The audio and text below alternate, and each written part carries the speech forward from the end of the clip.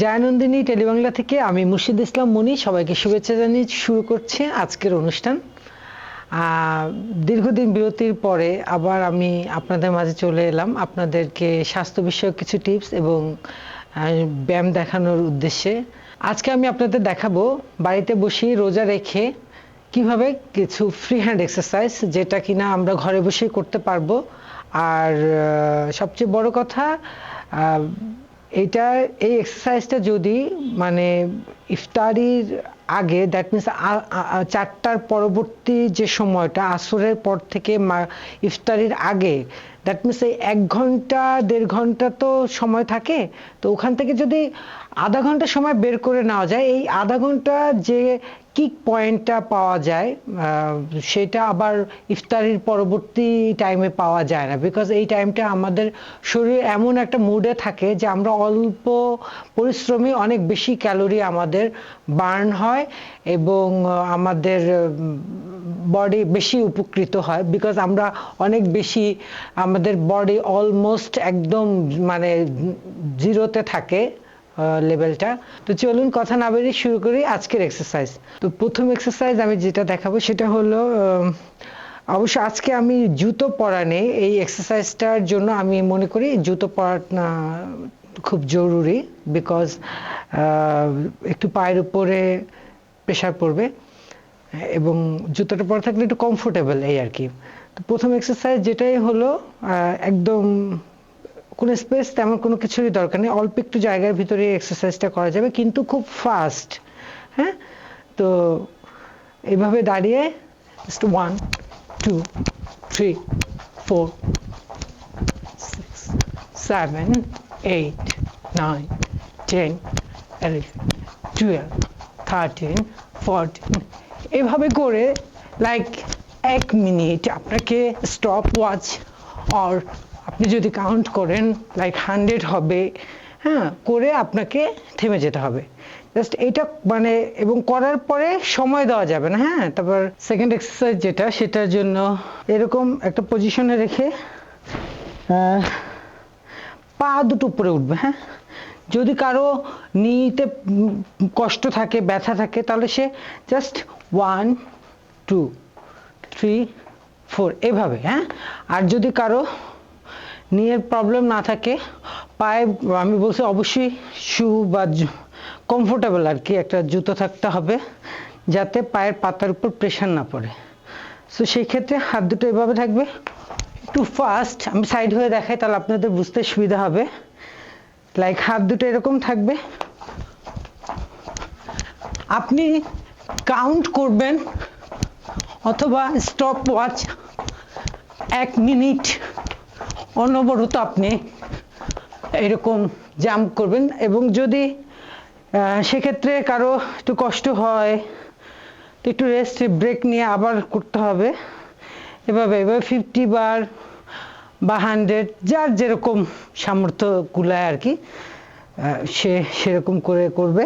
তো থার্ড এক্সারসাইজের ক্ষেত্রে আমরা কি করব, এরকম দাঁড়িয়ে জাস্ট আমরা এখানে দাঁড়ালাম। হ্যাঁ, সেন্টার পয়েন্ট এরকম যে 1 স্টেপ পা এই পাশে নিব, তারপর দেন আবার এখানে সেন্টারে আসবো, আবার এই পাশ থেকে এই পাশে নেব, পা এইখানে।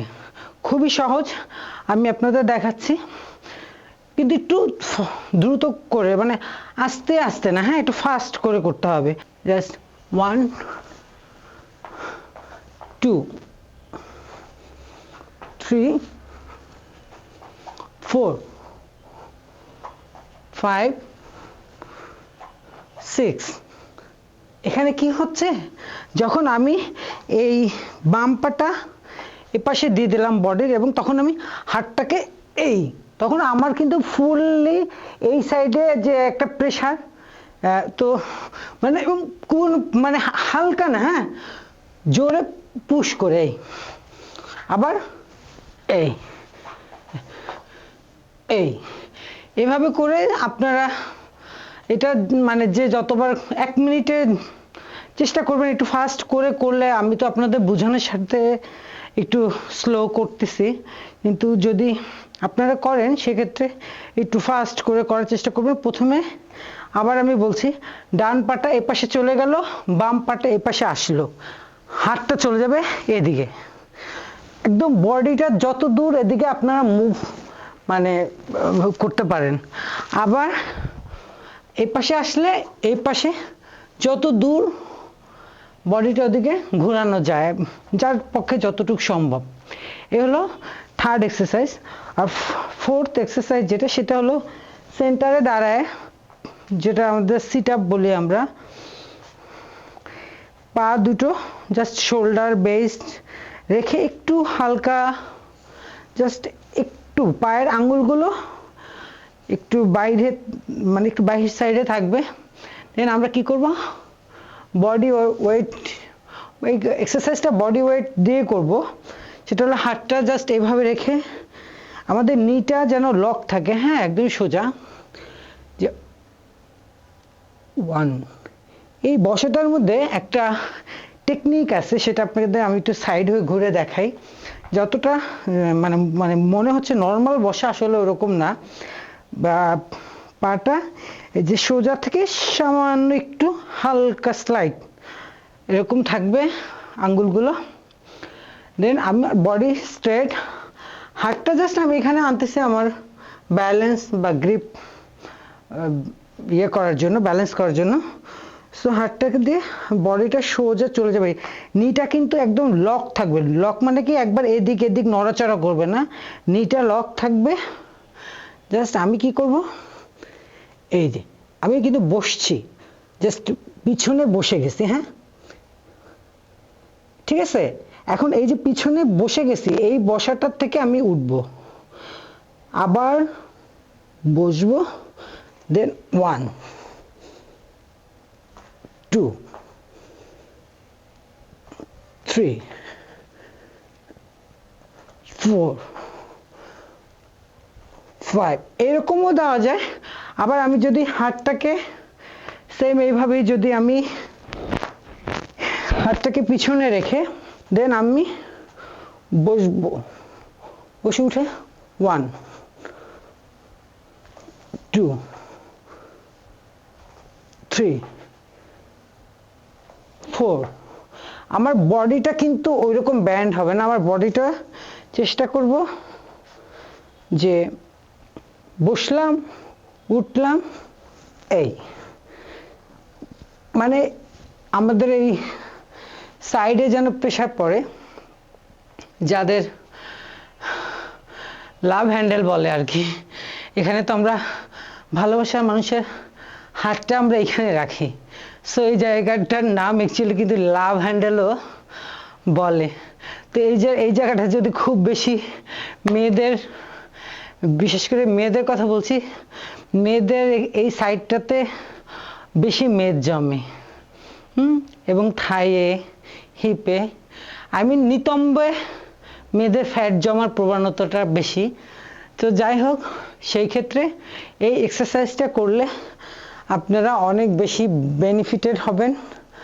আর রমজানে আজকে এই যে কয়টা এক্সারসাইজ দেখালাম, আপনারা সুন্দর মানে কি বলবো, শু পরে, হ্যাঁ অবশ্যই শু পরে, যেহেতু একটু জাম্পিং ব্যাপার আছে, সো শু পরে এই, যদি ইফতারির আগে এক্সারসাইজ করতে কষ্ট হয়, ইফতারির পরে করতে পারবেন।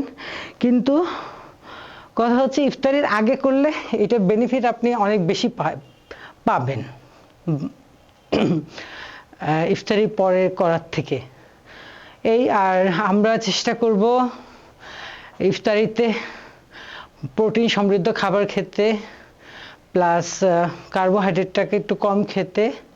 আর রমজান মাসে অ্যাকচুয়ালি আমরা খুব অদ্ভুত রকমের, ছোটবেলা থেকে আমাদের একটা মানে মানে একটা ধারণা যে শরবত খেলে খাওয়া উচিত, রোজার মেইন থিম প্রথমেই শরবত। কিন্তু শরবতটা আমাদের স্কিপ করা উচিত, বিশেষ করে চিনির শরবতটা।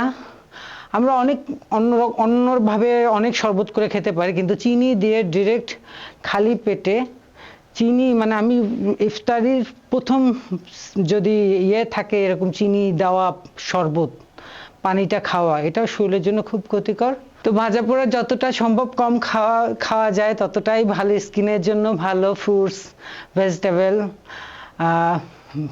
নাটস এবং অবশ্যই একটু দুধ খাওয়া উচিত আমি মনে করি। তো যাই হোক, সবাই ভালো থাকবেন, সুন্দর থাকবেন, আর জয়ানন্দিনী টেলিবাংলার সাথেই থাকবেন। দেখা হবে পরবর্তী অনুষ্ঠানে, সেই পর্যন্ত সবাই ভালো থাকবেন। আল্লাহ হাফেজ।